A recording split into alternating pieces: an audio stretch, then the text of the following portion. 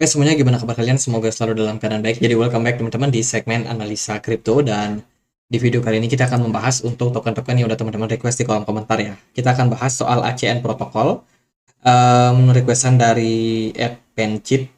Terus yang kedua kita akan bahas untuk token Labs. Ini dari Bang Eza. Kita akan coba untuk bahas pertama dari ACN ya. ACN atau Acorn Protocol ini merupakan sebuah protokol open source di mana tujuannya yaitu untuk menciptakan sebuah komunitas teman-teman yang lebih besar lagi, yang terutama berfokus kepada penyerapan ya sebuah aplikasi ya, dimana kalau di sini sih ditulis ini adalah aplikasi yang diciptakan untuk semuanya, dimana kripto itu bisa menjadi sebuah komoditas yang dipakai oleh banyak orang teman-teman. Jadi mereka coba untuk create value dengan memberikan reward. Jadi ada reward yang akan dikontribusikan nih secara real time kepada para user, kepada para penggunanya. Jadi ini merupakan sebuah platform ya, sifatnya ya itu teman-teman untuk sebagai hadiah gitu ya buat buat orang-orang yang join di komunitas mereka. Kalau kita lihat sih di sini mereka punya app namanya Acorn Box yang bisa teman-teman download di Play Store atau di Google App Store. Sorry, di Android ataupun iOS ya. Ini contohnya yang di App Store. Teman-teman kalau kita lihat di sini dapat rating cukup bagus, 4,7 ya. Mereka baru ini, bisa dicek nggak sih berapa downloadnya? Nggak bisa ya, tapi yang ngasih rating ini baru 58 member aja nih, atau 58 pengguna aja. Dan so far sih ratingnya cukup bagus. Menurut saya sih ini masih belum cukup kuat ya, belum cukup kuat untuk memberikan indikasi kalau ini platform bagus. Coba kita cek dia di Play Store. Kalau di Play Store mereka dapat rating bagus 4,9 dengan jumlah download sampai 100.000 lebih teman-teman. Yang komen bagus. Ini seperti wallet gitu ya, dimana di dalamnya tampaknya kita bisa melakukan seperti reward gitu teman-teman. Ada reward yang mereka bagikan kalau kita join di komunitas ini. Kalau kita lihat sih dari informasinya juga sama.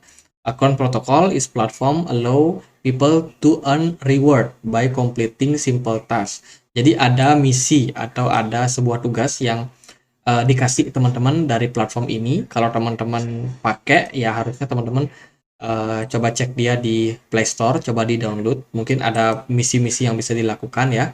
Di situ mereka menawarkan sebuah apa namanya, bonus teman-teman untuk teman-teman yang menyelesaikan misi-misi tersebut. Nah, permasalahan yang ada di pasar ini mereka tulis ya, ada sentralisasi, inefisiensi, terus kurangnya standarisasi, ketidakefisienan dalam pembagian tugas dan evaluasi, terbatasnya transparansi dan kepercayaan.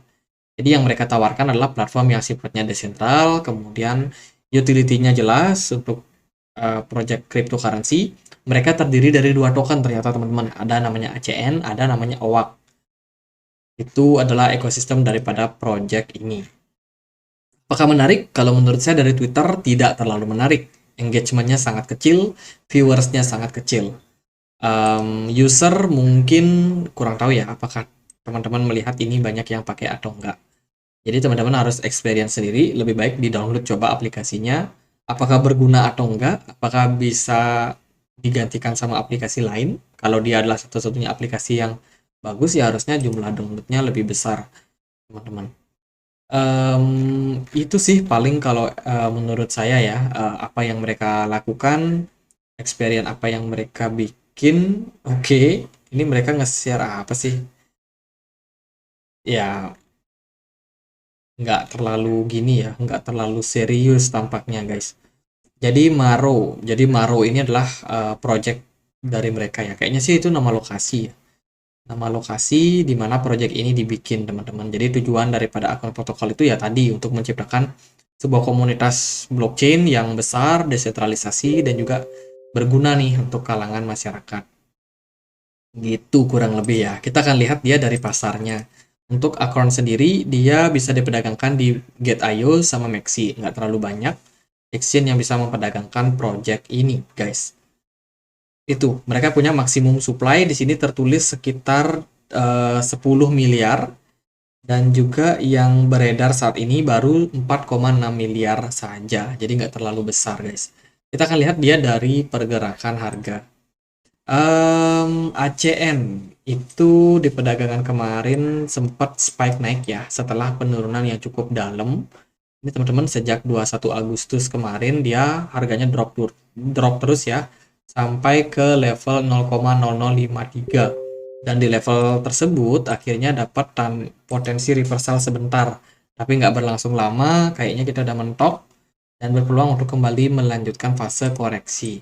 Bila kita perhatikan di time frame yang lebih kecil ya, di time frame 4 jam ini, sebenarnya kemarin itu ada potensial untuk membuat yang namanya posisi double bottom di sini. Dua kali kesentuh support, kemudian breakout dari neckline di sini, dan harganya menguat.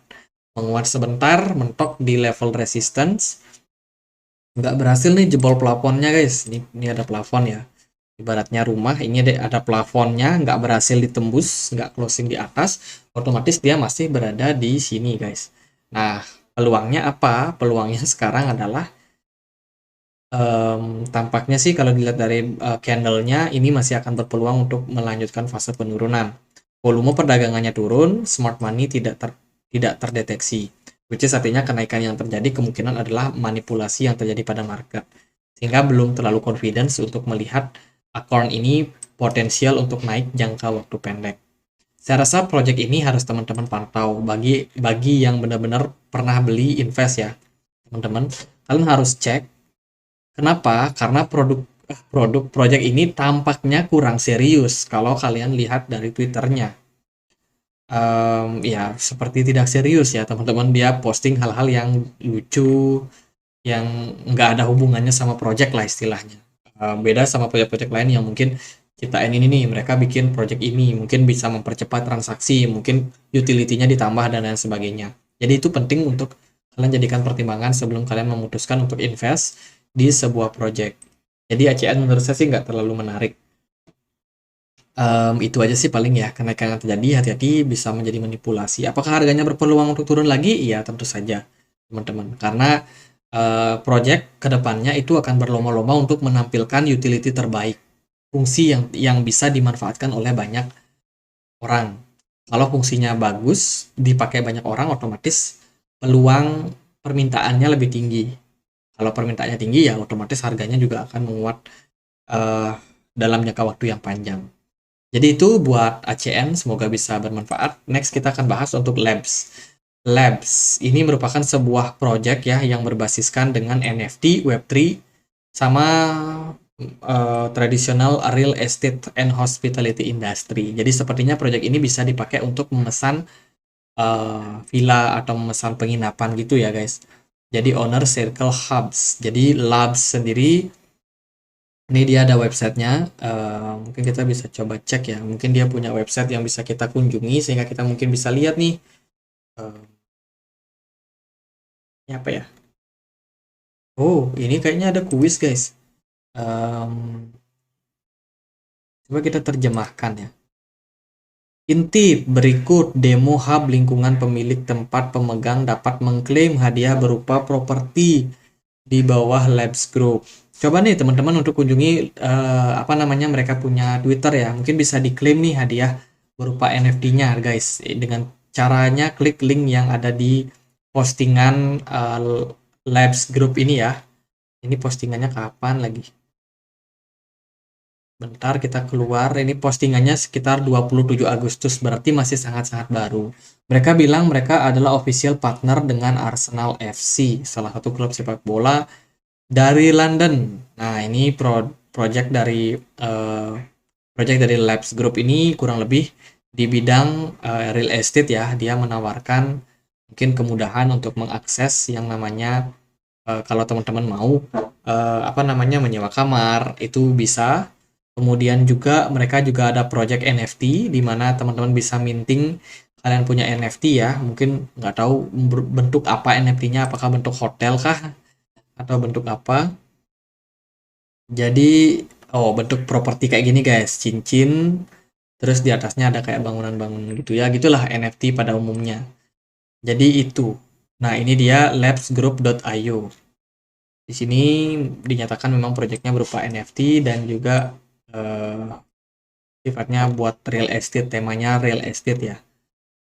Gitu guys. Jadi fungsi dari project ini adalah untuk capital appreciation, untuk memberikan apresiasi bagi para user untuk mendapatkan yang namanya passive income. Gitu sih, inflation hedge. So far ya belum ada sih project coin yang benar-benar bisa melawan inflasi dan lain sebagainya. Jadi itu kurang lebih project daripada labs ya. Nggak terlalu ribet. Ini simple-simple aja projectnya. Terus kalau kita lihat dari marketnya, mereka udah listing di KuCoin, Get.io, PancakeSwap, dan juga BingX. Untuk koin ini supply totalnya itu ada di 10 miliar dan yang beredar saat ini sekitar 2,2 miliar token. Jadi 7 miliar lagi masih ada di market guys. Masih ada di lock ya. Itu. Terus juga di sini sih dinyatakan mereka juga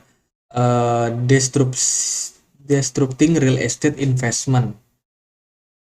Kemudian mereka juga mengatakan bahwa mereka ditenagai ya oleh decentralized finance atau DeFi sebagai governance-nya. Jadi ini tampaknya project baru. Ya itu sih. Mari kita lihat untuk chartnya seperti apa ya untuk project ini. Kalau kita lihat dari awal dia listing di KuCoin, kita pakai time frame 1 hari, harganya drop cukup dalam ya, udah turun cukup lama dan sekarang potensialnya mungkin membuat yang namanya all time low guys. Jadi bisa dibilang project ini nggak terlalu gimana-gimana. Dari segi price action dia terus turun ya sejak dia awal listing di Mei 2021. Listingnya pas bear market, pantesan harganya turun terus. Kemarin sih sempat naik ya, naik sampai 0,002, tapi nggak berlangsung lama harganya kembali mengalami koreksi. Bagi saya untuk project ini tekanan jualnya cukup tinggi, jadi harus kalian waspadai nih teman-teman project-project yang seperti ini, karena ya itu bisa bikin investasi kalian justru tergerus jauh. Bagi saya yang paling penting untuk melihat project saat ini ya, at least teman-teman harus pantau dia di website ataupun di komunitas yang mereka punya. Ini mereka bilang mereka itu berpartner sama Arsenal. Saya sendiri nggak tahu partnernya dalam bentuk apa, apakah jadi sponsor atau jadi apa ya. Ya gitu sih, engagementnya lumayan banyak yang lihat project ini, tapi yang komen juga nggak terlalu gede sih teman-teman.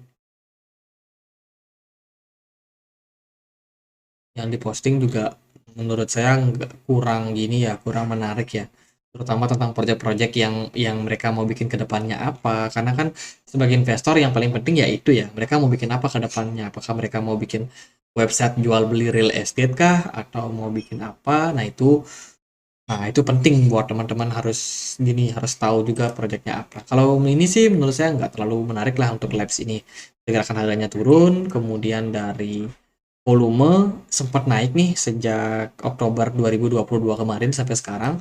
Volume perdagangannya udah lumayan gede, cuman tidak ditunjang sama smart money yang cukup memadai. Di sini tampak smart money-nya memang kosong, guys. Jadi bisa dibilang untuk labs ini belum oke lah buat saat ini. Kalau teman-teman mau cari koin untuk investing jangka panjang ya, saran aku sih paling aman itu Bitcoin. Bitcoin udah terbukti 12 tahun masih ada. Koin-koin yang lain itu belum terbukti. Lagian banyak project-project koin juga yang menurut saya beresiko tinggi. Kenapa? Misalkan teman-teman lihat Ethereum. Kita pakai contoh koin yang besar deh, Ethereum atau BNB. Nah, dua project ini selama dia masih di develop sama developernya, selama itu koin itu akan masih tetap bagus. Tapi apa yang terjadi kalau tiba-tiba misalkan Binance collapse? Changpeng Zhao mungkin kecelakaan pesawat. Ya siapa yang tahu guys. Itu kan mereka membutuhkan yang namanya figur sebagai kontributor, sebagai icon daripada project itu. Kalau ikonnya hilang, itu bisa memberikan sentimen yang nggak bagus sama projectnya. Kalau Bitcoin, siapa? Tidak ada. Bitcoin tidak punya yang namanya icon. Satoshi Nakamoto tidak terdeteksi sampai sekarang dia siapa, nggak ada yang peduli juga. Dan sampai sekarang Bitcoin masih tetap survive. Jadi itu pertimbangan yang menurut saya penting kalau teman-teman mau invest, larinya ke Bitcoin. Kalau teman-teman mau trading jangka pendek beberapa tahun, ya itu bisa lah ke altcoin. Jadi kurang lebih kayak gitu sih buat opini saya ya. Jadi gitu aja buat pembahasan dua project ini, semoga bisa bermanfaat dan kalau ada pertanyaan lain, ada yang buat dibahas, boleh langsung tulis di kolom komentar. Akhir kata saya Andre, makasih.